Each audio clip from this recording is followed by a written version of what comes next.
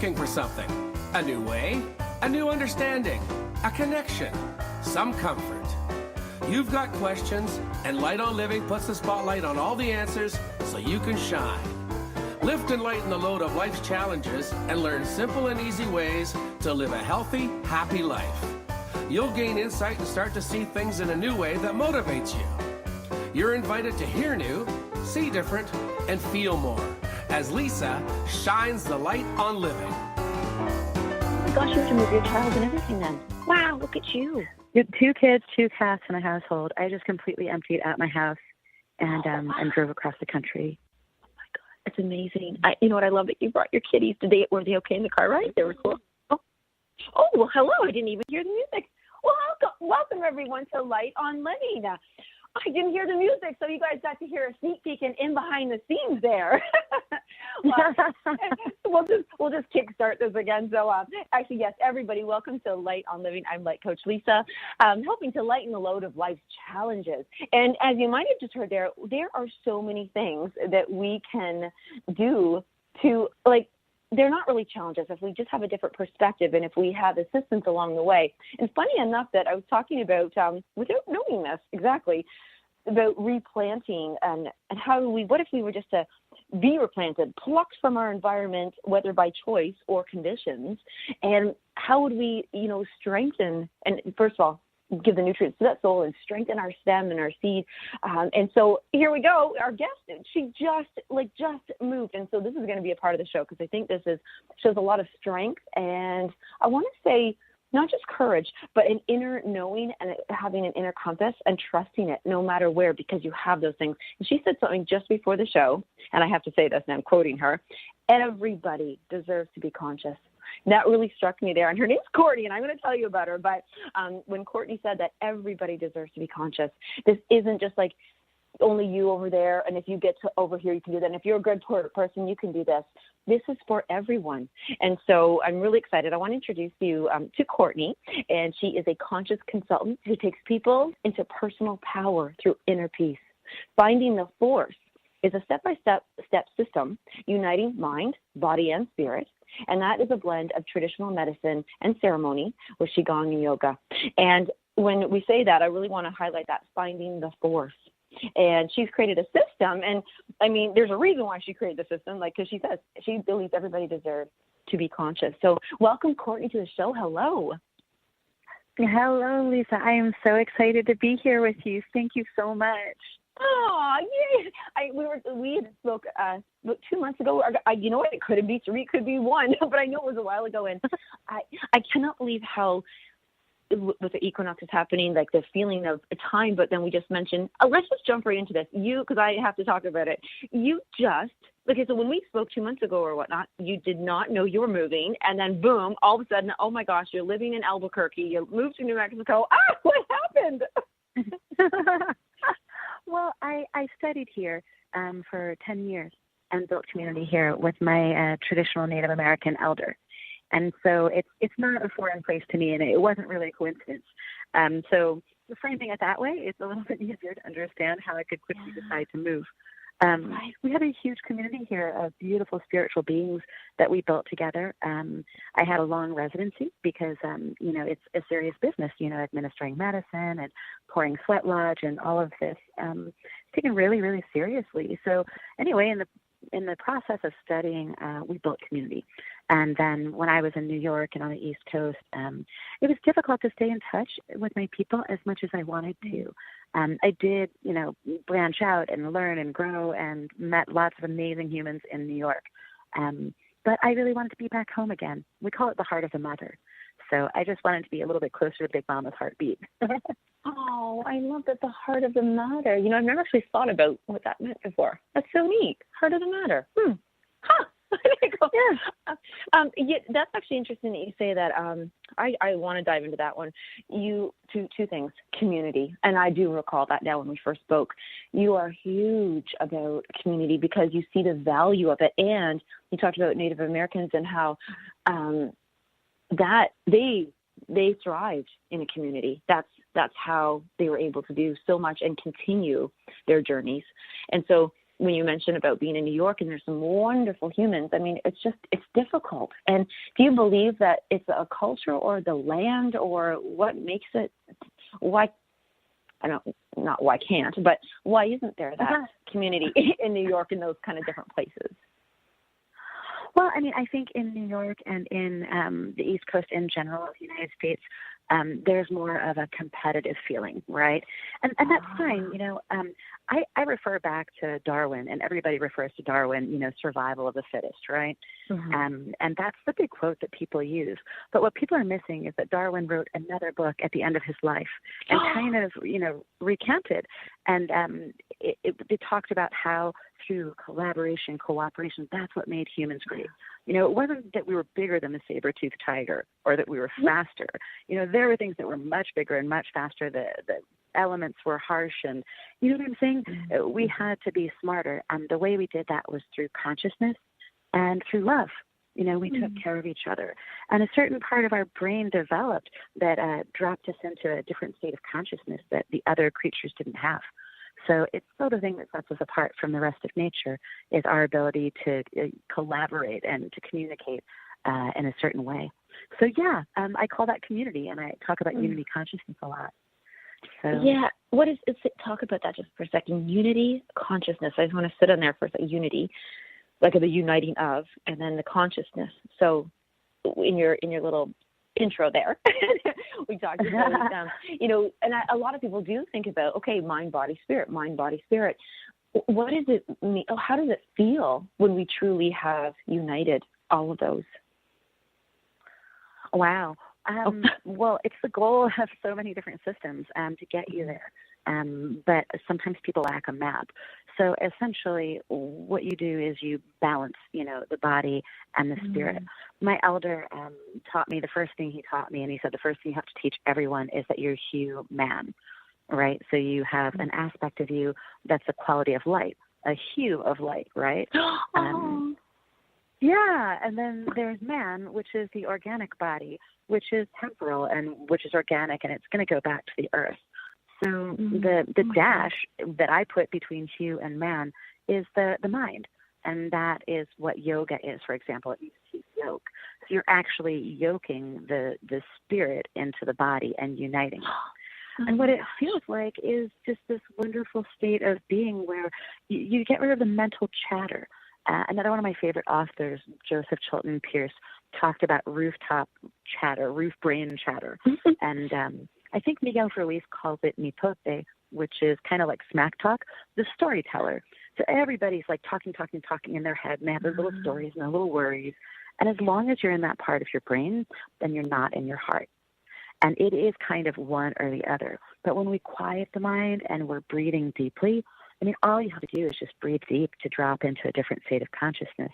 Yeah. And when you do drop into the heart, that's where we're all one, you know, and that's the way out into the universe. It's not power over, it's power with, and it's power through inner peace. You know what I mean?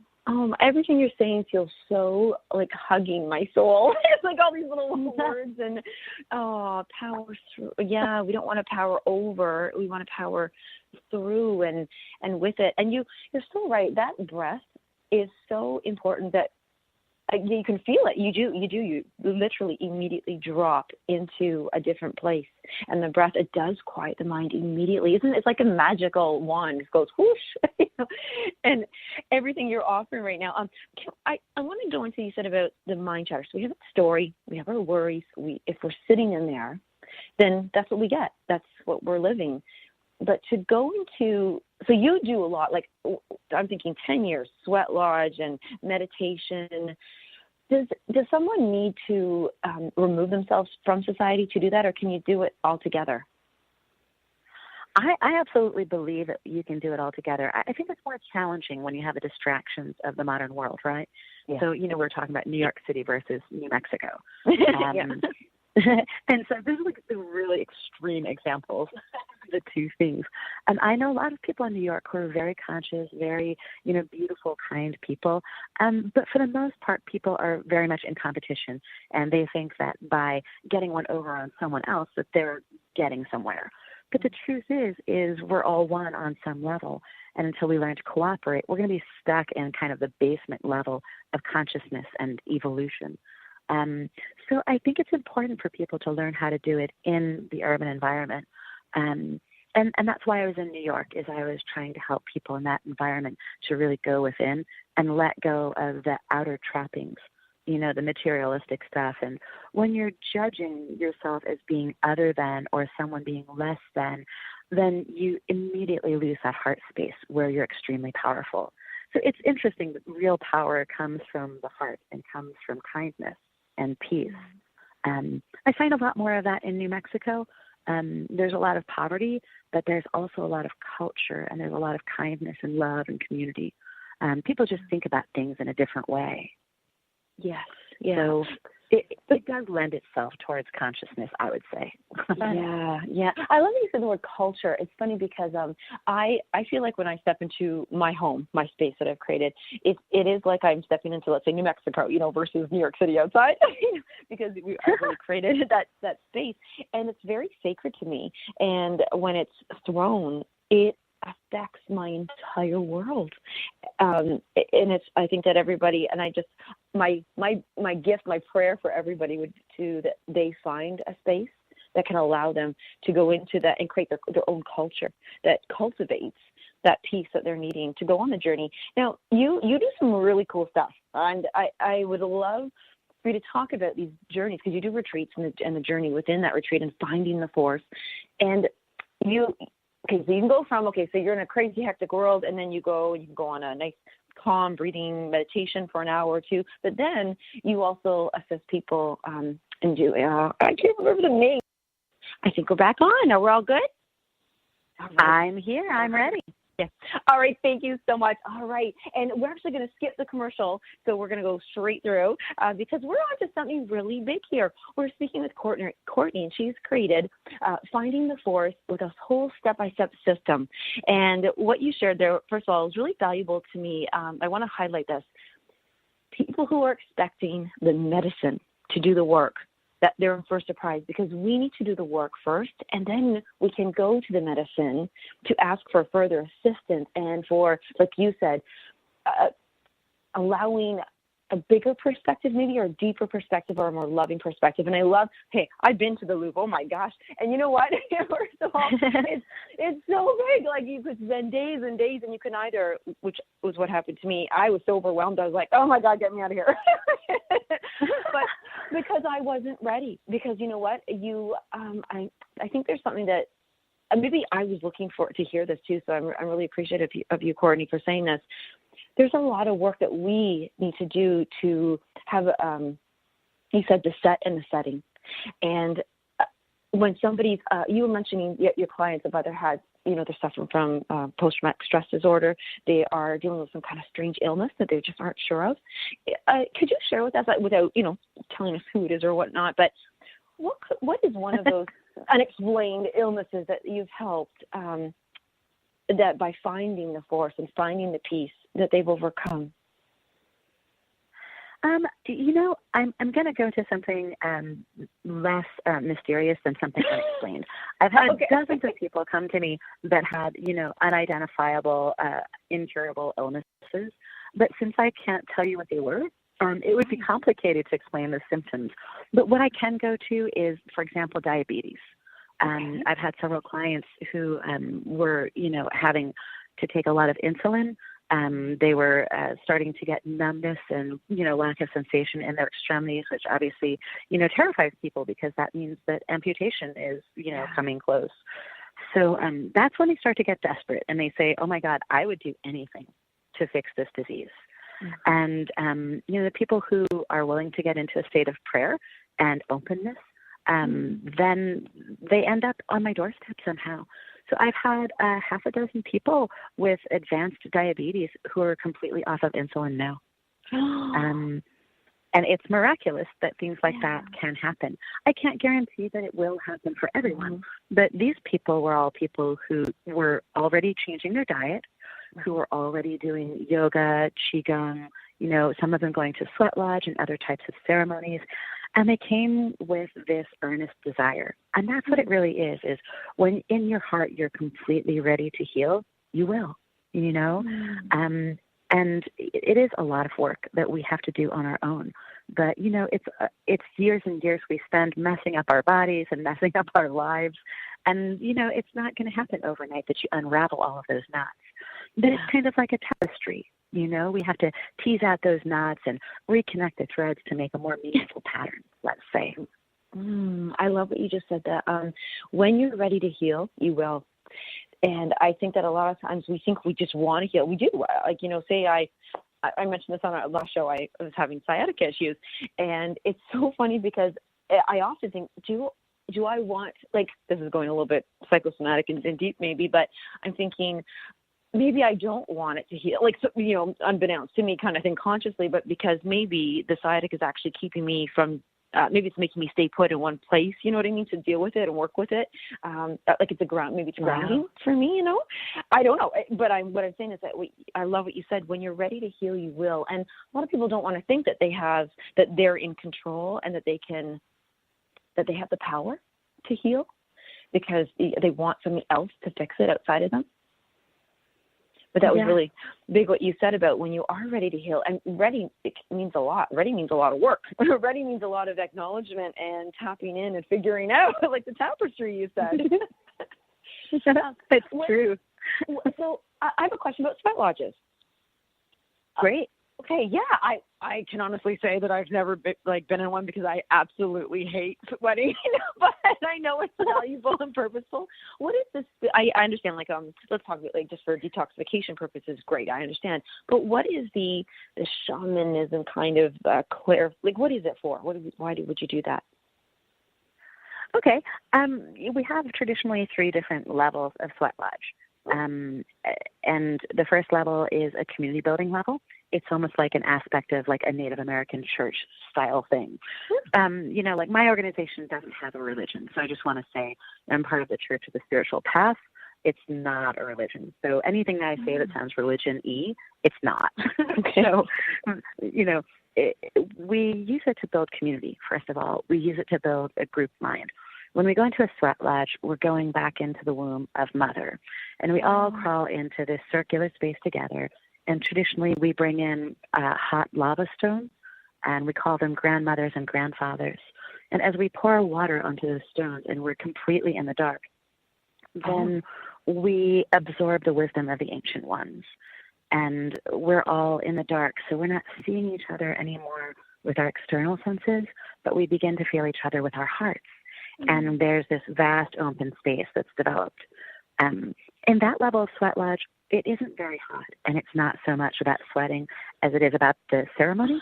So something like that would be wonderful for you. Because, you know, it doesn't get too hot. But you have this magical experience, and when you fall back out of that birth canal, you're completely reborn. You're a new person every time.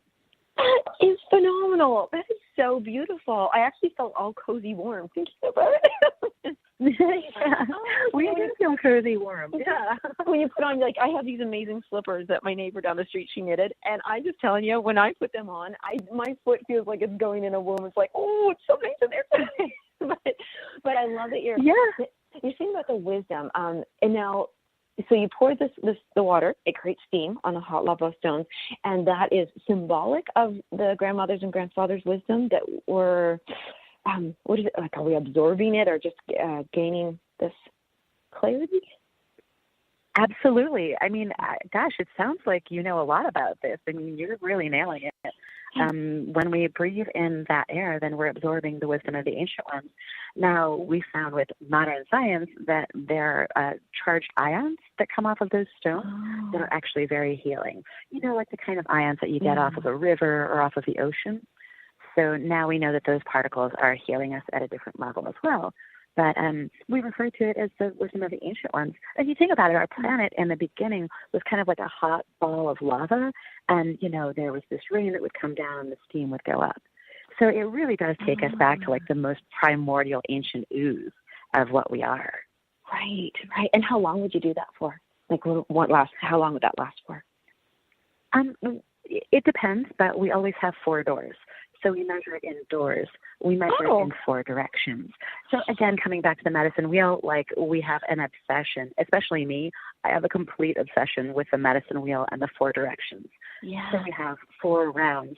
And we call it a door because you open up the door, you bring in more stones, you close the door again, and it's completely dark once again, and there are more stones. So we open the door 4 times and close the door. And that's why we say we have 4 doors or 4 rounds. Oh, my God. And it can be anywhere between an hour and a half to 6 or 8 hours. I've been in hundreds of different lodges, and every culture has its own way of doing it. It's really amazing. Just all these different flavors of ice cream, basically, spiritual candy. Oh, I love that. Oh, spiritual candy. Oh, my goodness. Okay, that's going to be our next book, just so you know. Yeah. I love that. You know, we could co-author a book called Spiritual Candy. I think that would be perfect. Yeah, now be funny as a holistic nutritionist, and I think it makes sense. Oh, my gosh. You know what? It's so funny. I have smudged, many times, and then, as I said, I love to create my space. I have something that I'm doing this interview in right now. It's called the event room. It's one specific room and I've done every show pretty much, I think all out of over 100 now of them in this room. It has a very intense, beautiful energy, and I've always smudged, done my thing. But one time I was like, oh, I haven't done it for a long time. So my sister was living with me at the time, and I was like, do you have any sage? And she said, oh, yeah. So she gave it to me, and in it was a little piece of paper, and it was on how to smudge with the 4 directions. And I didn't know. Wow. I didn't. And I was like, what? There's animals and there's a meaning. And I was just like, well, of course I love animals. So now I was like, oh, I can picture, a cute little fox and a bear and an eagle and all these things. But is there a totem in your world? Like if the stuff that you teach and study, is the totem and the animals something a part of you? Absolutely. Okay, so I study culture. Like I got into this path years ago when I was a kid because I was interested in culture.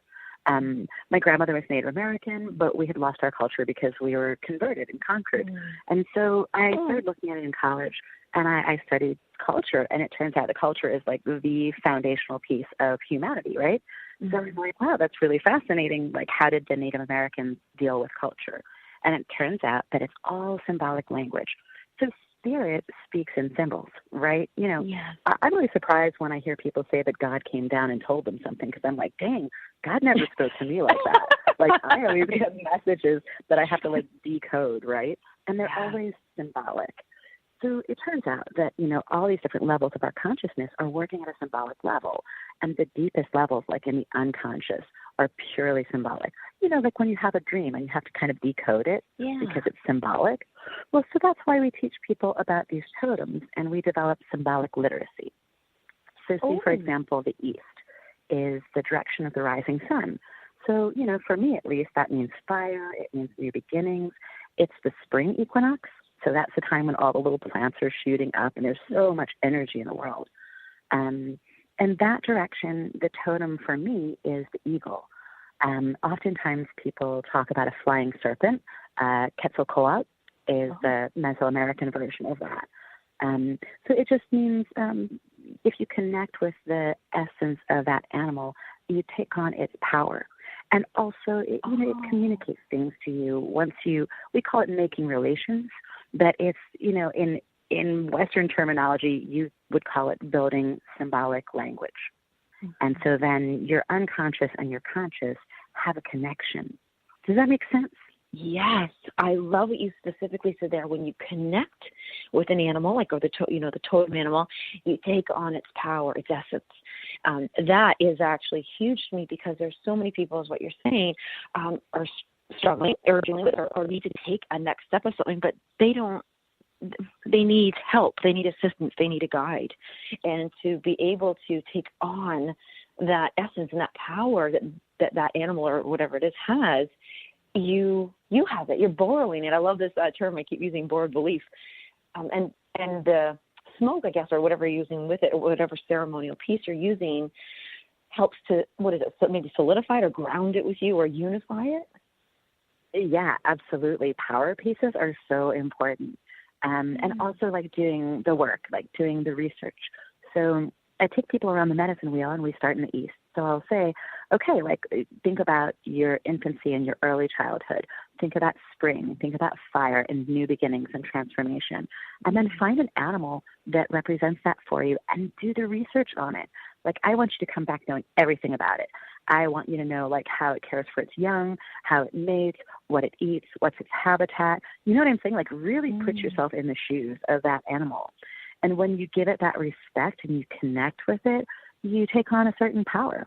And also you're nourishing that being, right? Like, it's a two-way street. Because our emotions and our thoughts and our heart, that's what nourishes the spirit. So it is a two-way street then. And, you know, it's like, what have you done for me lately? Nobody and nothing is going to do something for you unless you do something for them. Right. And so when you call on the eagle, for example, if you've been thinking about it and nourishing it, maybe leading little spirit offerings for it, you know, we take some food off of our plate before we start eating, and we offer it to the spirits and to our guardians. And that's a way of nourishing them. Oh. So if you've been taking care of it, then it'll take care of you. Okay, wait a second. That's okay. So I have quite the cute little vision here. So you have your food and your plate, and you take a little bit, and what do you do with it? Like, where does it go, the food? Well, in a traditional setting, like where we feel safe, because, I mean, remembering like how long Native Americans have been persecuted without getting into the negative, I'll tell you the modern version of it, how it looks, and I'll tell you the traditional version. Like, when we're feeling safe, we actually put a whole plate together, and we all, you know, like really focus on it and bless it, and you make sure that it's like the best of the best. So the best cut of the meat and the best berries and some flowers, and you can go like really ornate on this. And you see the Hindus and the Buddhists doing this as well, so I'm sure that they have this awareness as we do. But in a modern setting, it's really funny. Like, you're sitting in Albuquerque, you can look around a diner, and you'll see at the end, if you're an observant Native American, there'll be a little bit of food that the person leaves on their plate. So it's a very quiet way. We push it aside in the beginning, and we will not eat that. Oh, if somebody else eats it, that's fine. If your cat or dog comes and eats it, that's fine, you know. But you can't eat your own spirit offering. You have to leave it on the plate. Oh. So it's pretty cool, because I can go into a cafe or something and look around. And I'm like, hey, brother, hey, sister. Because they leave a little bit of food in a sacred way. Yeah. Oh, that's so nice. That's so interesting. Actually, it's making me think when I was raised Anglican, so when we went to church, we kept communion, and you get that little wafer, a little piece of bread, and by that time you're starving to death. You're like, thank God. But okay, so there's, you know what, I love that in the culture it's created, like every day something is bringing you back, something is connecting you. So you're never alone. You never have to go, okay, Wednesdays I'm going to yoga, only on this day I'm doing this. It's a part of your life. Yeah, every meal, every day. You know, like my, Islamic brothers and sisters will pray to Mecca. What is it, 3-4 times a day? Yeah, if they're observant. Well, we're supposed to pray as well at least twice a day. So, I mean, we do meditation, or we do some type of ceremonial work where we're bringing our consciousness back to the spirit world, to the eternal place, and to our hearts. It's really, like shamans, if you ever read Castaneda stuff, he talks about personal power. And it's really interesting, because that's what we're doing, is we're gathering our personal power. Every time we go into meditation, prayer, yoga, or we make those little offerings, we're gathering our personal power, because we have an energy body that needs to be charged every day. I mean, certainly we're aware that we go into the world and we kind of get sucked dry. At least I feel like that sometimes. Yeah. You have to recharge your battery, like you have an energy body that has to be charged. And so we do that with our personal practice. And the more you charge it, the stronger it gets. Like, it's not like a battery. When you get a AA, it can only hold so much charge. Your energy body can keep on growing and growing and getting stronger. So that's why we keep coming back to it every day. I think that's so beautiful. You actually give it such the true and the original meaning of feeding the little bits of energy, because when I do think of sometimes going to a yoga class, I think a lot of us will think, okay, it's because we want to strengthen our body, which we do. We want to strengthen those bodies and hold those poses and look phenomenal and have the flexibility and have that breath work. But there is so much more, and I think that by doing it throughout the day, you're right. You can't go too far astray. It's like pulling it back and going, no, wait, just scooch back over here on top. You've designed a really, I'd love to hear about this. You have a map so that people can find their force. And I love that you call it Finding the Force. It's powerful, but I don't know, relieving. When I hear finding the force, it feels like such a relief. Like you're not so lost and you found your force. Well, yeah, and it's an ing word. It's finding. It's not like I found the force. I have the answer, and it's 42. No, everybody's constantly finding the force, and so it just indicates that it's a process. Okay. And we also chose the force because it's really difficult to explain shamanism and spirituality. I mean, it's such a slippery thing, consciousness. But everybody's seen Star Wars, right?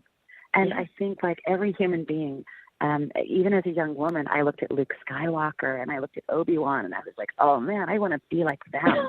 I'm a Jedi warrior. Come on, where's my trainer? And, I studied Kung Fu for years and yoga and herbalism and shamanism because I've always wanted to find that place of the force, right? And what is it, So we chose that because we wanted to use a word that's familiar. It's a daily word for everyone, I think. So it saves us a lot of time of having to explain it. And all it is we're taking the traditional Native American medicine wheel, the east, west, north, and south, which is earth, air, fire, and water. And when you balance those 4 aspects of yourself out, then you come into the center. It's like making a table. You have to put 4 legs on it, right? And when you put 4 legs on a table and you have that tabletop, it's something steady that you can step up into. And, I was inspired by the Abraham Hicks work as well. I don't know if you're familiar with that one. Shoot, every day. That's actually my meditation. Every morning with my cup of tea first thing in the morning. That's exactly how I start that. You know exactly what I'm talking about then. Yeah. So, she's always talking about like stepping into your vortex of personal power, right? Or stepping into the vortex or inching yourself, nudging yourself closer and closer to that. Yeah. And I'm like, wow, that sounds a lot like the medicine wheel because we know that when you balance out all 4 elements, that you step into a place of personal power. So, I was so inspired by her or by Abraham that I thought, well, let me try to cross-pollinate these 2 things, right? And really honor both of these. Yeah. And before we go, because I'm so excited to hear that we have to jump into commercial, but this is, okay, so now we're getting to the really juicy stuff because I do know that by you helping and sharing with the listeners just a few of the steps and then how they can even work with you, that's going to make a huge difference in their lives. And I'm looking at my 4-legged table right now like, oh yeah, it's a great step. So we'll scoot off to commercial, but when we come back, I'm so excited to dive into the steps and hear about what you've created with the system. Thank you so much. We'll be right back.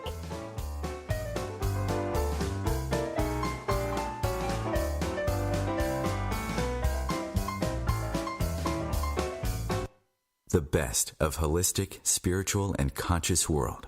Om Times Radio. IOM FM. Ascending Hearts is no ordinary dating site, but a spiritual dating site with a purpose, to link you with your soulmate. We engineer the serendipity so you can trust that you will attune with someone that has the same matching vibration as you. Ascending Hearts, the conscious dating site for the spiritually aware. Try Ascending Hearts for free. ascendinghearts.com. Grab a cup of tea or a glass of wine and tune in for Inspired Conversations with publisher Linda Joy on Tuesdays at 2 p.m. Eastern. Linda creates sacred space for leading female luminaries, empowering authors, heart-centered female entrepreneurs, coaches, and healers. A soulful venue where guests openly share the fears and obstacles they've overcome, wisdom and lessons learned, and the personal journey that led them to the transformational work they do in the world. Inspired Conversations to empower you on your path to authentic, soulful living.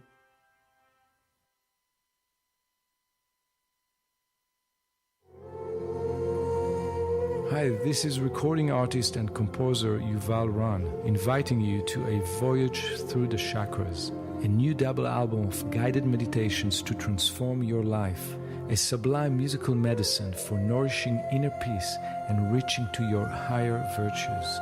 Get it now at metamindfulnessmusic.com, METTA mindfulnessmusic.com. So I'm a cat, and I just moved in with this new human, and she's got this little toy she's always playing with, all day long. Tap, tap, tap, tap, bloop, bloop. She can't put it down. There it is. Oh, and get this. She even talks to it. Last week, she asked it for Chinese, and guess what? Egg rolls showed up. Like magic. Humans have cool toys. A person is the best thing to happen to a shelter pet. Be that person. Adopt. Brought to you by the Ad Council and the ShelterPetProject.org.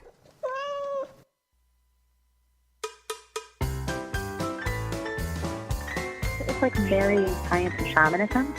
So I wanted to appeal to both sides of people's brains, right? Right. Because I was kind of a skeptic when I first started this. So I'm like, okay, I'm sure people are skeptical, right? Yeah. I didn't think we went anywhere. Are we all good, Christopher? I'm here and I'm ready. I'm not hearing the commercials or anything. I think that's why. Yeah. Okay. Yeah. So, okay. Well, we are back, and so I'm just going to recap because I recapped it, and I'll recap again. I'm telling you something, Courtney. Here, it's about this equinox thing.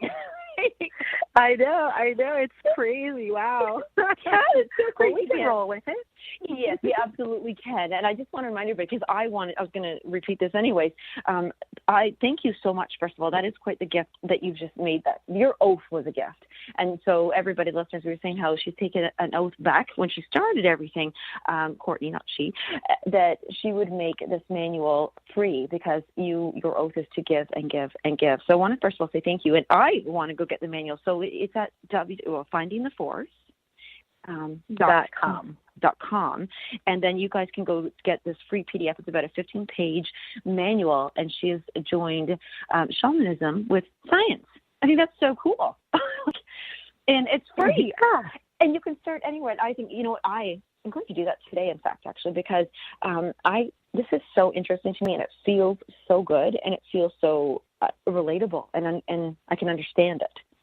And so I want to say thank you for that. So once they get the manual, so that you suggest everybody get the manual, it's free, findingtheforce.com, and then they read it. Is that step one, or is there still more to step one? No, I mean, essentially that's step one. You go through the manual, and there's like a little workbook where you can do some journaling and start to kind of understand the different aspects of your own consciousness. And that's really a big step. Like, nobody tells us that we have different aspects to ourselves, and that we're a very complicated, very beautiful kind of being, that unites spirit and matter. It's a miracle that we exist. But, when you get a car, you get a manual with it. You get driving lessons. But when we get our body and we get born, we don't seem to get any manual to go with it. And I know that you know how complicated and how amazing, nutrition and the body is. But then all of the spiritual aspect of us is also very complicated and powerful, let's say. Yeah. So it's interesting you say that about how complex, because I'll listen to a summit, let's say, and you really go deep in a summit. There's hours upon hours after days, and you listen to everything and you go, oh my gosh, and then you think, wow, I just learned everything. And then 2 or 3 months later, another summit will come up, and you'll go, it can't be that much more to learn, right? And you go, come on, this is so much more all over again. And sometimes even when you think you've nailed it and you understand, like at least a little bit of all the systems in the body, you know what? It can be blown out of the water completely with a shift in your energy. As it has nothing to do with science, nothing to do with biology, and nothing to do with what food you're eating. It's all about, were you upset that day, or have you healed something? And this is why I think it's so important that people do this finding the force, because like right now, even again, like I said, mentioned about the sciatica, and I keep coming back to that because I'm so blown away, like going, are you kidding me? This is impossible that I'm having this, right? And so I'm wondering, if everybody could take whatever they're going through, and I think it's as a whole, their whole body, their whole lives are going to, improve. Like what you said about with Esther Hicks, really what that is about, it's getting closer to one step better. It's just a little bit more soothing, a little bit more satisfying, and really get into that vortex. What's the equivalent in shamanism as the vortex? What word do you guys use? Oh, wow. I don't know if there's one. Well, we talk about personal power. We talk about consciousness. I chose the word the force because that's a word that I think everybody understands. Okay, so, yeah, like force field up, force out. And it is a different field, isn't it? And it's like a different playing field as well. There's so many possibilities. Like it can just, how easy was it for you to just pack up your house, pack up your what do you say, your 2 kids, 2 cats, and just drive? Like from, where were you living before? In Lewis, Delaware, at the beach. My parents lived there at the beach, and they retired there, so I wanted to be closer to them for a while, and I knew that I could also commute to New York and D.C. very easily, and really, see how I could translate shamanism for the urban, modern person, right? Right. So how easy was it to come back to Albuquerque? Extremely easy. Going down a water slide into a beautiful pool on a sunny day. Okay. That's sweet. I love that. Oh, wow. And so when you just know when you were aligned and there was a calling for you, did you get this, were you in meditation one time and then it came to you and you just aligned with it, or was it a thought? I came out here to do a series of ayahuasca ceremonies. And like I said, I have a community out here and, we're all familiar with each other. I scheduled 3 ceremonies in 3 weeks. So basically, I was coming out here to serve the community and, to share the ayahuasca with them and the combo medicine, sweat lodge, and all of that. And, it felt so amazing. It felt so right. It's almost like when you fall in love and your heart opens and you feel tingly and you feel like you could fly.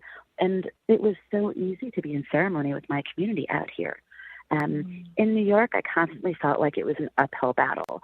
I would have to tell them again and again, hey, this is a talking stick circle. Only one person talks at a time. And it's always the person who has the stick. And they're like, oh, yeah, okay. Because everyone's trying to talk at the same time. And it's more of a competitive feeling. Whereas here, it's you could feel people's hearts opening up and expanding and really listening to each other. And just the transformation that I would feel from the beginning to the end of the ceremony was so, so powerful. I was like, this is the place where I need to be to really, really serve the community that I want to serve. Are the people? And now my clients from New York are flying out. Yes, that's what I was going to say. Are you attracting the clients from within the community already, or yes, are they coming from elsewhere? Because they are immersing themselves in a whole new culture, which really supports that transformation. Exactly. It's so much better to be in this place of power where the culture and the community already exists. So someone from New York steps into a different world that pre-exists, and they go, oh my gosh, a completely different way of being is not only possible, but it's right here. And they have these amazing transformations. And it's wonderful too, because they learn that within their own country, Native American culture still exists. There are 10,000-year-old pueblos here that they can look at, and it really kind of shakes their worldview to think that something so ancient exists. Yes, and that there's just more than this concrete where it stops, and the big tall buildings around, however tall, maybe they're only 3 stories, but you know what I mean? Right. It's down in the ground deep, not up in the sky. And how long would a retreat be? 3 to 4 days. We have one coming up. I was gifted by making friends with a heavyweight boxer who's now bringing all of his friends to me, and it's in Truth or Consequences. So we start on a Friday. We soak in the hot mineral springs, these healing waters, and we do the combo medicine on Friday. Saturday is the big ceremony. Sunday we have our talking stick circle, and we close things up. So the combo an average person.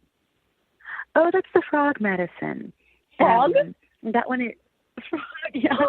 I know it sounds so crazy. It's the secretion of an Amazonian frog, and it essentially is a somatic reset. It cleans out your energy body. It cleans out your lymphatic system. It is the most powerful medicine on the planet, I think. Okay, I'm gonna have to and ask that's this. the one that people come to. I'm actually feeling, are we using the bathroom a lot? Is that what we think? Absolutely. Oh, okay, Yeah, you say that like a good thing. That's okay. Yeah, up and down, people will be using the bathroom, and it just cleans everything out. It cleans the bile out, the toxins, the lining from the intestine that is often carrying toxins is just shed, like the skin on a snake. And people purge all of the bile and the anger. The things that we have to swallow are actually tangible and real in our body. And we swallow those things. And so people bring all of that up, and they feel like a new person. It's miraculous. The lightness, I can imagine, the forgiveness that will come up because you're not holding on to grudges. And like you said, I love that you said that all those things we have to swallow in life, that's just what we have to do, you think. But we can purge that, you're saying. And then it sounds like you're filling it back up with love and harmony. Absolutely. Yeah, what comes back in is light. And then oftentimes the next day we do the grandmother ceremony, the ayahuasca. And it's amazing because then when this spirit or this consciousness comes in, there's a clean slate to work with, like a fresh canvas, Right. And she's able to communicate with us a lot better because we've gotten our junk out of the way. Yeah. Oh, it's like clean. You know what? I feel like the tagline could be becoming human again, after the retreat. Yes. Yeah, because, we're not, when we have all of that buildup, that toxicity and layers of sludge, let's call it, inside, we can't be human. We're all those other, bacteria, of course, and everything that's in there, they have their own language. And that language could be of blame, shame, guilt, anger, those kind of things. And that can take over your spirit, your light. Wow. It really does. And the culture we live in predominantly promotes that. I mean, all you have to do is turn on the TV, at least in the United States. So it's wonderful. It's wonderful to see the human potential and how beautiful we really are. And that's the work I love. How often can somebody, or should somebody, or could somebody, how often would you do a retreat, a ceremony like that for 3 or 4 days? Gosh, I have people who come to me monthly, and I offer them every month. I have people who come once or twice a year. The combo medicine is a little bit hard on the heart. So literally on the heart muscle, because it really, really gets in there and makes your blood flow hard. So that one we only do 3 times a year. So we would do a 1, 2, 3, and then we let it go. And, once you reset, you got to get used to your new normal, right? So, but the ayahuasca, I believe that people could do that once a month without any problem and continue to experience really great enlightenment. We also have 4 different kinds of vine that correspond to the medicine wheel.